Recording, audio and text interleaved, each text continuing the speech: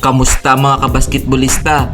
Heto ang mga laro ng FIBA Basketball World Cup 2023 ngayong August 30, 2023. Kakalabanin ng South Sudan ang Serbia ganap na alas 4 ng hapon sa Araneta Coliseum, Philippines. Maghaharap din ng Georgia kontra sa Venezuela alas 4 ng hapon na gaganapin sa Okinawa Arena, Japan. Maglalaban naman ng USA at Jordan ganap na alas 5:45 ng hapon sa Mall of Asia Arena, Philippines. Maghaharap din ng Ivory Coast kontra sa Brazil alas 5:45 ng hapon na gaganapin sa Indonesia Arena. Kung umabot ka dito sa video na to, mag-like na at subscribe.